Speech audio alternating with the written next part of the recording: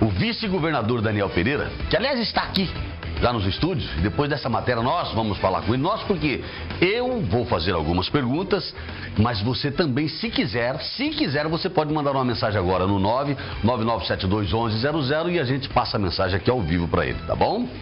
E o Daniel é muito preparado, pode ficar tranquilo que o que tiver que assar ele frita, ele te dá a resposta na hora aqui, porque ele conhece tudo de Rondônia, tá? Mas eu quero chamar a atenção agora para essa matéria. O vice-governador Daniel Pereira pediu a exoneração do presidente do IBAMA de Rondônia. Vamos saber como? Traz aqui, Roberto. Balança.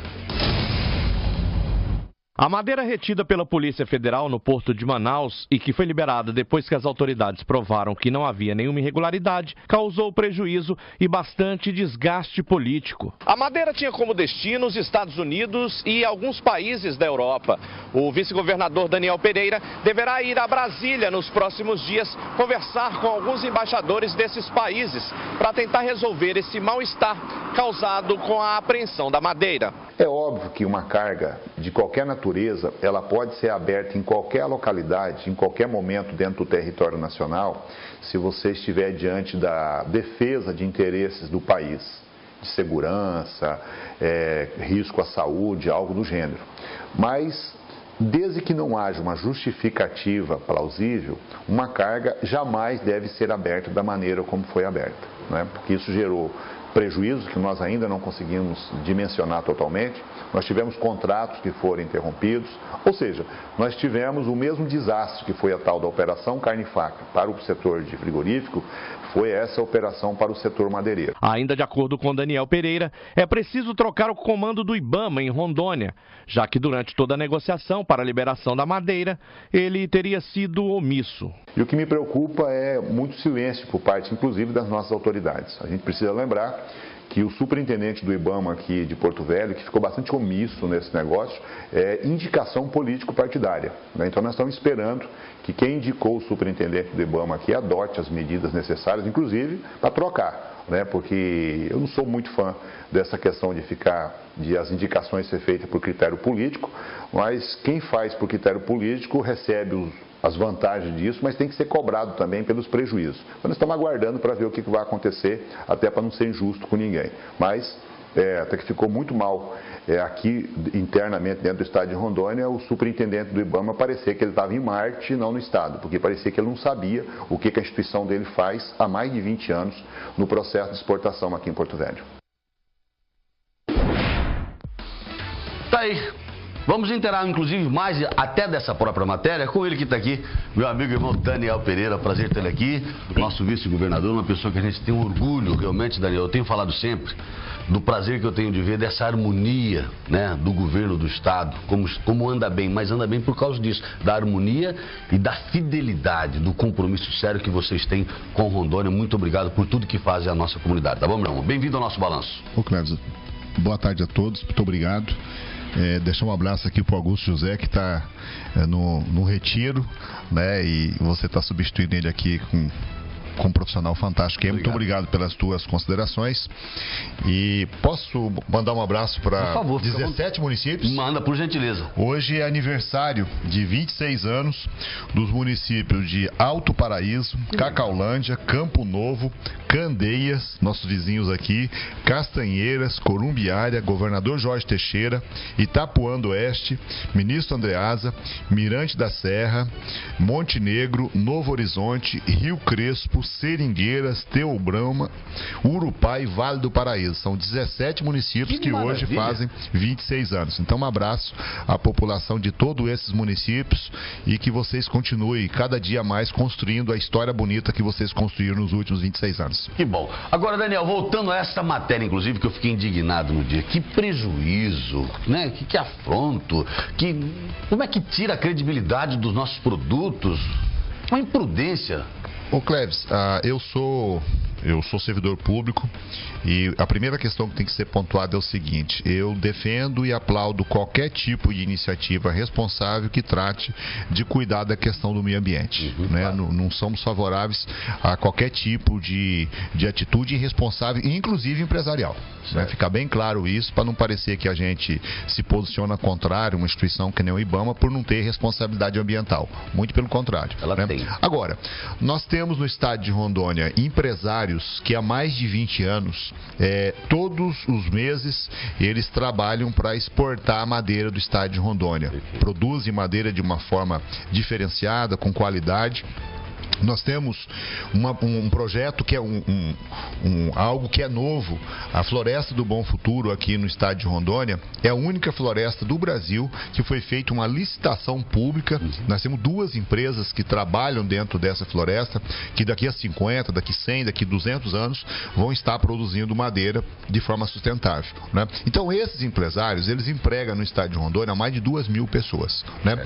E tem também o trabalho que nós construímos com a vizinha Bolívia. Nós fomos lá, convencemos os bolivianos que, em vez deles mandar o produto deles, castanha, madeira, pelo Peru ou pelo Chile, que eles fizessem o escoamento disso aqui. Isso nada mais é do que resgatar o Tratado de Petrópolis. Nós fomos surpreendidos no mês de dezembro com uma operação que apreendeu todos os containers, no primeiro, vários dias sem nenhum tipo de explicação lógica, e depois, a última das últimas, era que, depois que verificaram que as espécies estavam todas corretas, depois que verificaram que a quantidade da madeira era exatamente aquela que estava definida na nota, aí, mas nós precisaríamos de um documento de origem fiscal do trânsito entre Porto Velho e até Guajará. Isso é um absurdo, porque o Porto Público de Porto Velho, ele tem as mesmas regras de alfandegamento que você tem em Santos, em Paranaguá, em Tubarão, ou a Serra do Navio, ou o Porto de Pecém, ou qualquer um outro porto que você tenha no Brasil. Então, quando a mercadoria sai daqui, ela sai legalizada pelo IBAMA,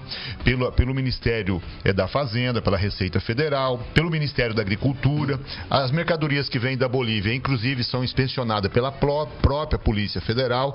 Então, se tivesse algum motivo específico para você abrir esses containers lá em Manaus, que fossem feitos, mas não pelos motivos que foram alegados. E não com esse alarde todo, né? Infelizmente, enquanto não se explicou direito por que essas mercadorias estavam apreendidas e os prejuízos que isso geraram, a imprensa de Manaus e de outros cantos do Brasil passaram a divulgar que estava-se diante do maior esquema de exploração ilegal de madeira, coisa do gênero, expondo o bom nome do estado de Rondônia e principalmente das empresas que estão diretamente envolvidas nisso. Eu acompanho o trabalho sério aqui do Porto Público, da empresa BDX, que é a empresa que é a operadora do Porto Público aqui de Porto Velho. Então, a gente não pode ficar calado diante disso de jeito nenhum. Eu sou servidor público desde os 16 por 17 anos e o Brasil não pode continuar batendo cabeça como batemos na questão da Operação Carne Fraca e infelizmente batemos nessa situação. Pelo menos 2 contratos internacionais deixaram de existir. Nós vamos ter que... Por causa dessa operação, nós corremos o risco de um trabalho de vários anos, da gente convencer a Bolívia de trazer a sua produção para cá, a gente perder. Você tem uma ideia, Cleves? O ano passado foi escoado pelo Porto Público de Porto Velho 3.000 containers. Só a Bolívia sozinha, a partir do momento que ela estiver escoando 100% da madeira e da castanha dela, será 3.000 containers por ano. Isso é negócio. Nós estamos competindo com o Chile e com o Peru. Então a gente tem que ser muito responsável naquilo que faz. A sacra que você faz, buscando esses entendimentos para acontecer isso? Com certeza, mas o que é que nós convencemos as autoridades bolivianas? Olha, manda pelo estado de Rondônia, pelo Brasil, que vai ser mais rápido e mais barato. Agora, a mercadoria deles é aberta sem um tipo de justificativa. Ora, se o problema era de natureza ambiental, documento de origem florestal, por esse argumento, poderia até ter aberta do Brasil. Nem isso, mas poderia ter aberto do Brasil. Agora, como é que você justifica as cargas da Bolívia ser aberta por essa discussão? Então, isso é uma atitude irresponsável.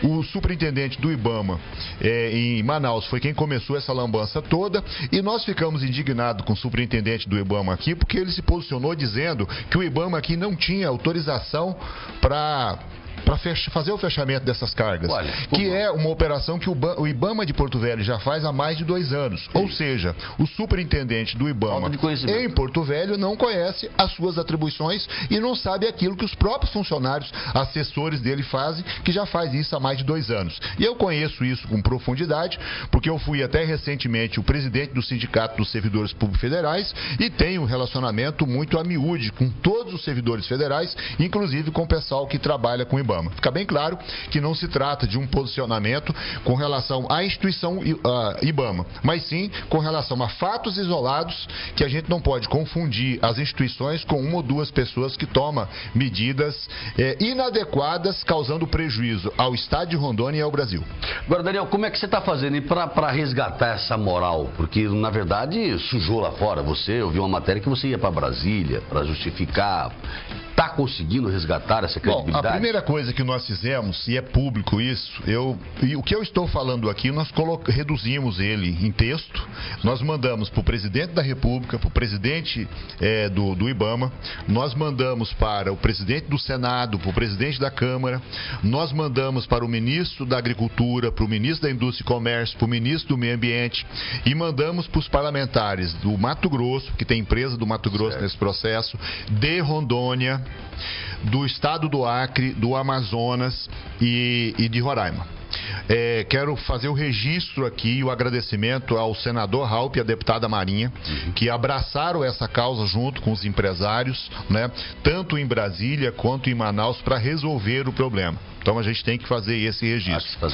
E agora que as cargas foram liberadas, qual é a medida a ser adotada? É pegar essas empresas, verificar qual países que elas são, visitar a embaixada desses países lá em Brasília e, se eles tiverem representação comercial aqui, ir lá na representação comercial e explicar que foi, na verdade, uma grande barrigada que se cometeram com relação a isso e, lamentavelmente, conduziram a erro outras instituições. Por exemplo, uma instituição que eu reputo muito séria, que é a Polícia Federal. Olha, se o superintendente da Polícia Federal em Manaus recebe a notícia que tem irregularidade com madeira, qual é a obrigação dele?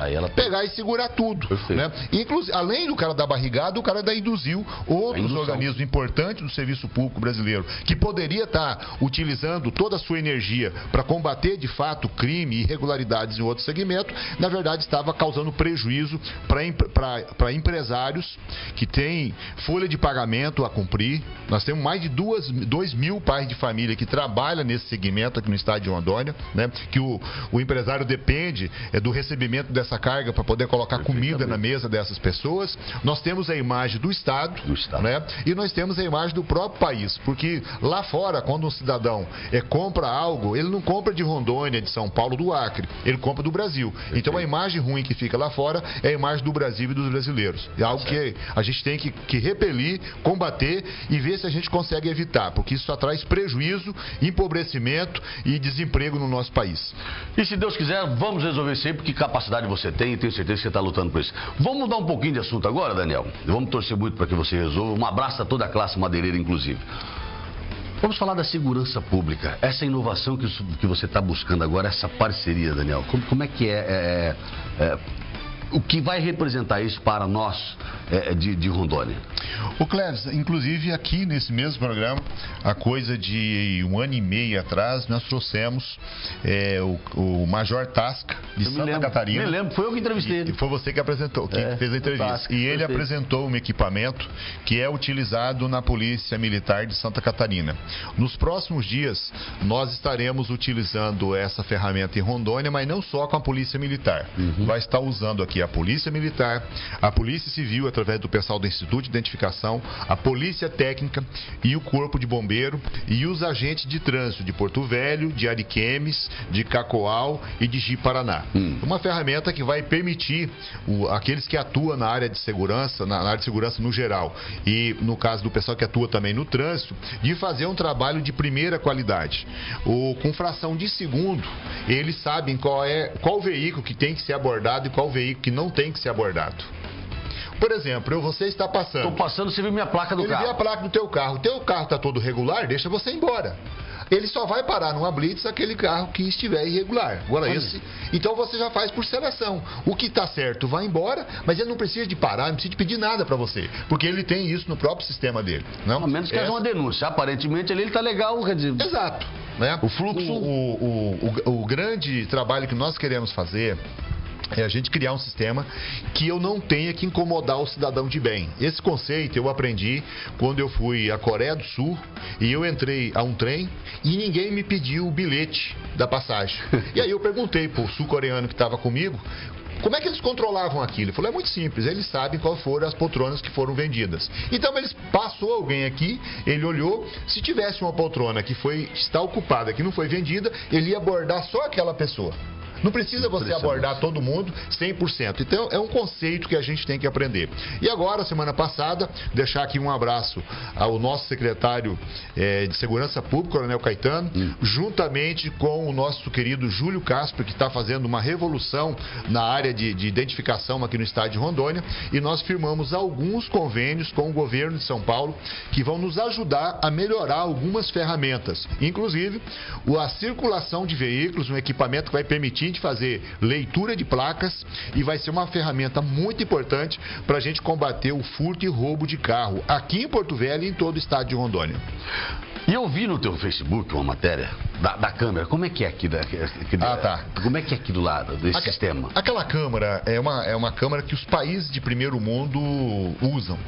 E como Rondônia é um estado que pretende ser um estado de primeiro mundo, vai utilizar também. Alguns municípios nossos, entre eles Cacoal e Pimenta Bueno, estão adquirindo através de recursos das comarcas lá. Quero mandar um abraço a juízes e promotores desses dois municípios e parabenizá-lo pela iniciativa. O que é aquele equipamento? É uma câmera que quando o policial vai te abordar, ele tem que gravar tudo o que está acontecendo entre o policial e o cidadão.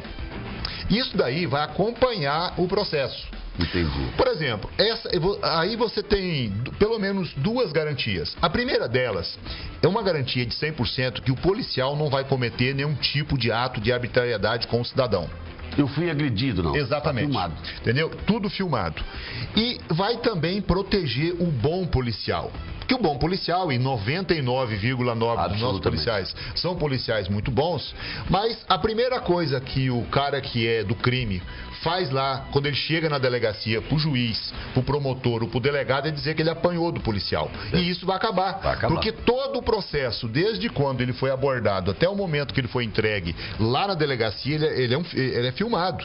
Entendeu? Então não tem como ele alegar esse tipo de coisa. Então eu estou protegendo o policial e estou protegendo o cidadão. Acima de tudo, nós estamos pacificando a sociedade. Notícia boa, nós temos aí o município de Pimenta e lá de Cacoal trabalhando isso por iniciativa local, mas através de uma parceria nossa com uma entidade nacional, um recurso do governo federal está sendo disponibilizado para comprar mais 2.000 câmeras dessas. E aí, se Deus quiser vai dar certo, nós vamos ter a oportunidade de 100% dos nossos policiais estar usando essas ferramentas. Aí será uma câmera de lapela. Ele vai ter que... É uma câmera desse tamanho assim, ela é de uma empresa que tem tecnologia de Israel e da Alemanha, coisa de primeiro mundo. E ele é utilizado na lapela mesmo, pequenininho assim, e tem um poder de filmagem em Full HD, imagem de cinema, né? Então é algo que protege o cidadão de bem, seja ele o cidadão abordado pelo policial ou seja o próprio policial. Acima de tudo, pacifique a sociedade. Então é uma ferramenta a mais que vai colocar Rondônia aí na tropa de elite com relação às questões de segurança pública. Isso tem uma perspectiva de tempo, de prazo para acontecer isso ou não? O equipamento lá de Cacoal e de Pimenta Bueno já está sendo adquirido. E esses equipamentos para o resto do estado que nós estamos tentando ganhar, isso vai custar mais ou menos 2 milhões de reais. O estado de Rondônia não vai ter que gastar nem um copo d'água para isso. Nós estamos ganhando graças ao trabalho de articulação que a gente tem feito com relação a outros estados da federação, né? Eu já fui atrás disso no Rio Grande do Sul, Santa Catarina, Paraná. Recebi agora semana passada uma medalha da Casa Militar do governo de São Paulo. Já tinha recebido uma dos policiais militares de São Paulo. Já fomos a Goiás buscar conhecimento sobre essa situação. Recebi uma medalha da Polícia Militar de Minas Gerais, das mais tradicionais do Brasil, onde que nós buscamos também conhecimento na área de tecnologia junto a eles, e outros estados da federação que já visitamos para levar conhecimento e trazer conhecimento. Então o estado de Rondônia, graças a uma equipe muito boa que a gente tem, eu citei aqui o Júlio Castro, a nossa Polícia Militar tem profissionais de primeira grandeza, entre eles o Marcelo Vitor Duarte, que hoje é o meu chefe de gabinete, mas é um articulador dessas novas tecnologias.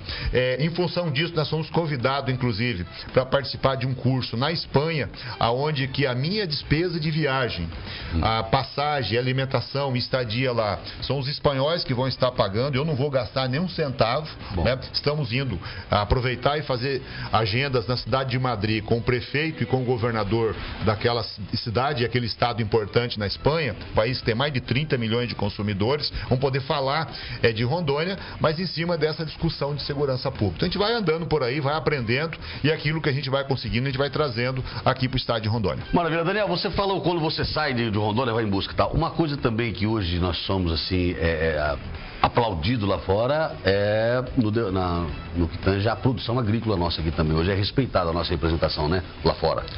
O estado de Rondônia, ele tem algumas áreas já consolidadas. Nós somos o maior produtor de peixes nativo em cativeiro do Brasil.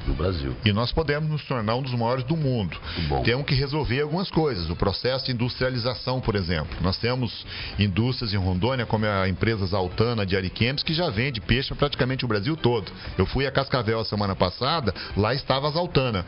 Fomos a São Paulo, lá estava a Zaltana. Mas precisa de outras empresas, porque a produção de peixe nossa é muito grande. Né? Nós temos a produção de leite, por exemplo, que nós somos o maior produtor de leite no norte do Brasil. O trabalho feito pela SEAGRE e pela Emater elevou em mais ou menos 20% a produtividade, mas nós ainda estamos muito longe do ideal. Graças a uma viagem que nós fizemos ao Peru, nós estaremos trazendo nos próximos dias uma empresa chamada Leite Glória, que é uma das maiores multinacionais de venda de leite da América Latina. Pra você ter uma ideia, o Peru produz menos de 1/3 do leite que produz aqui em Rondônia. E eles vendem leite para 70 países diferentes. Ou seja, os caras vendem aquilo que eles não produzem. Então, qual é a ideia que surgiu? É juntar. Glória vem pra cá? A ideia é essa, é juntar a expertise deles de fazer comércio internacional com essa qualidade de produção que nós temos. Vamos ver se a gente consegue construir alguma coisa nesse sentido. Então, o estado de Rondônia, ele em algumas áreas já é muito bom e em algumas áreas ele está se tornando bom. Por exemplo, lá no Paraná, no Show Rural Copavel, nós fizemos uma palestra e trabalhamos isso para a imprensa para mostrar os diversos potenciais que nós temos aqui no estado de Rondônia. E um deles é o potencial agrícola que a gente tem entre Ariquemes, Itapuã, Candeias, Porto Velho, Nova Mamoré e Guajará. São mais de 700 quilômetros de rodovia. Isso daí dá, se você pegar 1.000 metros ao lado de cada margem da rodovia, você tem aí 1.400.000 hectares disponível para agricultura, né? Então nós temos um potencial de enriquecimento muito grande aqui e a gente precisa de buscar conhecimento, tecnologia e pessoas que estejam investindo nisso. Aqui no município vizinho de Candeias, fui lá visitar o dia de campo, inclusive tem imagens rodando o mundo, a gente operando uma coletadeira. Cada 1.000 hectares de área plantada de soja, emprego direto lá na propriedade gera 15 empregos. Que maravilha. Né? Então, quando eu pego a metade do nosso potencial de Ariquemes para cá, em torno de 700.000 hectares, isso estaria gerando aí, brincando, 100.000 empregos. 100.000 empregos seria toda a capacidade praticamente que nós temos hoje aqui na região. Nós poderíamos, em perspectiva, zerar o desemprego aqui na região. Então, e outras áreas de investimento que o Estado tem. A questão do programa que é trabalho do governo Confúcio, que é a floresta plantada na região de Vilhena, que a gente já tem muitas áreas sendo plantada para explorar madeira e para explorar resina. Essa resina hoje, ela é retirada e ela é mandada para a China. No futuro próximo, quando a gente aumentar a quantidade de área, nós não vamos mandar a resina bruta para a China. Nós vamos processar e industrializar isso lá em Vilhena. Isso vai gerar emprego lá. Nós temos uma costura que nós estamos fazendo com a Costa Rica, que é o país que faz o melhor turismo com essa característica que nós temos na América Latina, né? Já tem gente nossa indo para lá, tem um pessoal da universidade lá da Costa Rica vindo para cá, e eu tive o contato com essa professora na Alemanha. Foi um presente que os alemães me deram, que a gente vai poder trabalhar aqui o potencial turístico que nós temos. Inclusive, com tristeza, você citou ali a questão da criança que faleceu lá no município de Pimenteiras. Eu não sei se eles têm as imagens lá, quero mandar um abraço fraternal à comunidade de Pimenteiras. O rio Guaporé é um dos rios mais mais lindos que o mundo produziu. Um rio lindíssimo. Só que de vez em quando ele faz uma vítima. Eu estava mentalizando aqui, a Regina Sperfeld, filha do saudoso vice-prefeito lá de Cerejeiras, o seu Hilberto Sperfeld, foi vítima do rio. O seu João Ribeiro, que era meu vizinho, ele e o filho foram vítima lá do rio, agora esse garotinho. Então é preciso a gente ter muita prudência, mas é um potencial turístico fantástico lá em Pimenteiras, lá em Cabixi, né? Lá em Costa Marques, lá em Guajará, e tudo isso a gente está trabalhando para construir, né, em perspectiva para gerar emprego, gerar renda e divulgar positivamente o estado de Rondônia. Bom, quando eu disse para vocês que o bom conversar com o Daniel Pereira, porque ele sabe para e passo tudo que acontece em Rondônia, é isso aí. Agora, você citou o governo Confúcio Moura, e eu quero fazer uma pergunta para o Daniel Pereira. Daniel Pereira assume o governo ou Daniel Pereira vai pleitear um cargo? Você assume o governo? Confúcio Moura deixa o governo para ser candidato? O assumir o governo, quem pode responder essa pergunta é só o governador, né? Porque eu só posso assumir o governo mediante um afastamento, no caso, uma renúncia do governador para ser candidato. Exato. Ele tem se manifestado no sentido do desejo de ser candidato. Agora, eu tenho que agir com prudência e responsabilidade. Eu sempre tenho dito o seguinte: se o governador se afastar para ser candidato, ele tem o meu total apoio e eu me sinto preparado para continuar o trabalho que ele veio fazendo nos últimos 7 anos. Agora, eu tenho que aguardar a decisão dele. Porque se por um outro lado também ele não se afastar e permanecer no cargo, nós vamos continuar o trabalho que nós já fizemos durante 3 anos até o dia 31 de dezembro desse ano, que é o compromisso dele e meu, da gente trabalhar todos os dias. Isso quer dizer que em ele não saindo, você também não sai candidato? Não, aí muda de figura, porque veja só, se ele for candidato, eu tenho que assumir. Assumir o governo. Claro, não sou obrigado, eu posso renunciar ao mandato, mas há de convir comigo que não seria racional alguém ser candidato a vice e numa oportunidade de assumir, renunciar e principalmente tendo convicção de poder dar continuidade a esse trabalho como a gente tem. Agora, politicamente, aí eu só posso ser candidato só posso fazer 2 coisas: não ser candidato a nada ou ser candidato à própria reeleição. A partir do momento que o governador fica no cargo, abre mais oportunidade. Eu posso ser candidato a deputado estadual, posso ser candidato a federal, posso ser candidato ao Senado, posso ser candidato a vice de novo, posso ser candidato a governador e, se o meu partido não tiver candidato a presidente, posso ser candidato a presidente também. Em estando governador, você pode candidatar à reeleição? O único cargo que eu posso disputar seria a reeleição. Ou não ser candidato a nada, que é o que nós temos nos manifestado, uma vez que a gente tem alguns compromissos políticos aí, nós pretendemos cumprir. E esse prazo é até quando essa decisão? A decisão, o governador tem que se afastar, se ele quiser ser candidato, ele tem que se afastar 6 meses antes da eleição, que dá lá entre 5 e 6 de abril. Tá certo. Nós temos o WhatsApp.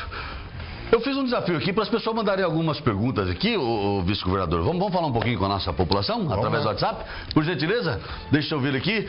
Boa tarde, minha pergunta para o vice-governador é sobre a construção do novo hospital de Porto Velho. Se tem previsão de ser entregue. Edson do Embratel. Então, Edson, a gente tem a compreensão da necessidade de construir, na verdade, um novo pronto-socorro aqui em Porto Velho, né?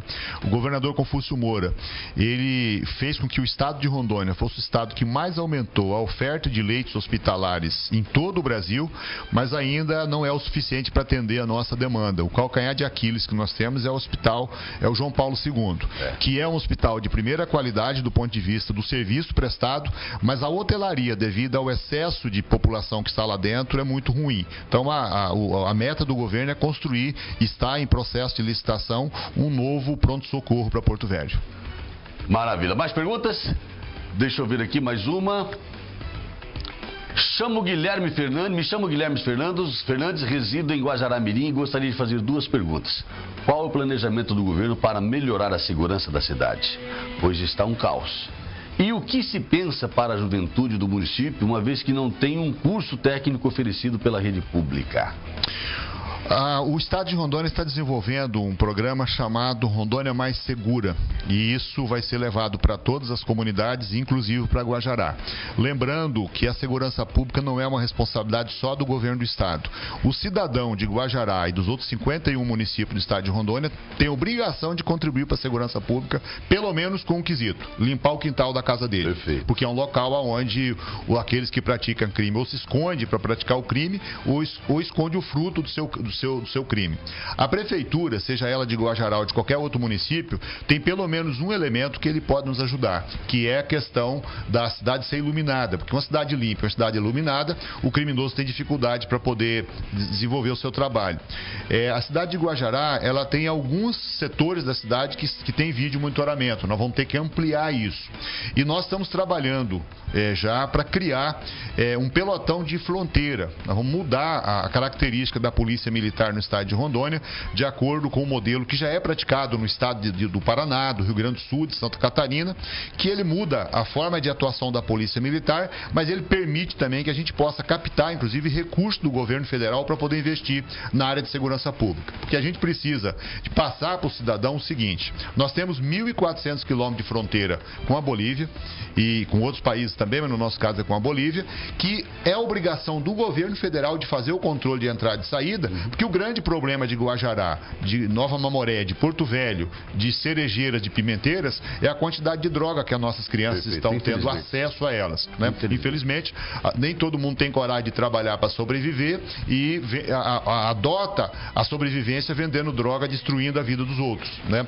Então, a gente vai ter uma política muito rigorosa, mas nós vamos trabalhar, por exemplo, para colocar o PROERD, que é um programa internacional, dentro de todas as escolas, porque se eu não posso combater com mais eficácia o traficante, eu vou tentar eliminar o consumo. Perfeito. Né? E aí eu preciso de convencer. E aí você que está me fazendo a pergunta, você pode contribuir. Seja você ajudando a tua comunidade, se você é pai de família, orientando teus filhos e cuidando deles, porque se nós eliminarmos o consumo da droga, o traficante vai ter que mudar de emprego. Então a gente pode contribuir sim, cada um de nós fazendo a sua parte para ajudar nessa questão aí da segurança pública. E manter os meninos todos os dias na escola é uma outra forma de você ajudar a segurança pública. Quando a gente vai aqui no presídio, qual é o perfil dos nossos apenados? Pouquíssimos deles conseguiram estudar até a 5ª série do ensino fundamental. Menos ainda conseguiram terminar o 1º grau. E o 2º grau praticamente ninguém tem. Então, quando a gente chega numa escola que um menino ou uma menina está no 2º grau, a gente já vê, fala, esse aqui está livre dos presídios. Então, é a primeira missão que a gente tem que cumprir junto. Seja o governo, seja os pais e mães de família. Tá certo. 13 horas e 27 minutos, estamos conversando com Daniel Pereira, vice-governador do estado de Rondônia. Nós vamos para só mais uma pergunta, e aí a gente deixa o nosso vice-governador almoçar também, né? Bom dia, Cleves. A BR-460, sentido a Buritis, está um caos. Gostaria de saber do vice-governador qual a posição dele, que ele pode nos dar para melhorar. Fábio Barros. Ô Fábio, um abraço para você, para o pessoal de Buritis. O governador Confúcio Moura, às vezes ele acaba criando alguns problemas que a gente não precisaria ter. E o que significa isso?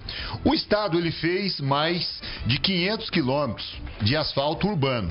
Por exemplo, a própria cidade de Buritis, se você pegar a Avenida Porto Velho e a Avenida Ailton Senna, e pelo menos mais uns 30 quilômetros de pavimentação urbana dentro da cidade, foi o governo Confúcio que fez. Era obrigação da prefeitura, o governador foi lá e fez. Só que acabou não cuidando da rodovia. Entendi. Então, qual é o meu pensamento hoje? É a gente focar 100% nas obrigações primeiro do Estado, não que a gente não vá ajudar os municípios, né? Para que a gente possa ter todos os municípios interligados com qualidade.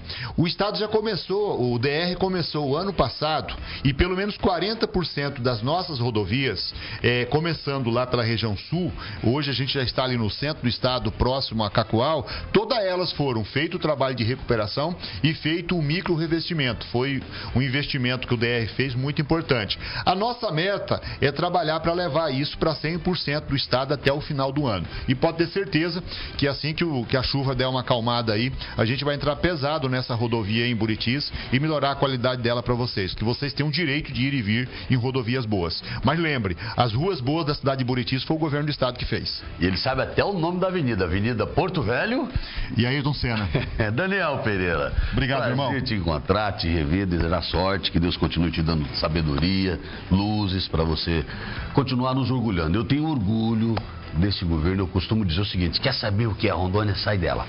Vai lá fora, vai ver como é que nós estamos aqui bem representados, dignificados com os nossos administradores. Que Deus te ilumine, meu irmão. Um abraço a você, abraço a todo mundo que está nos vendo nesse momento. Que tenham um feliz tarde de carnaval, muito feliz. E amanhã, quarta-feira, vamos todo mundo trabalhar, né, gente? Porque apesar de conta, o Estado não pode parar. Um abraço a todos.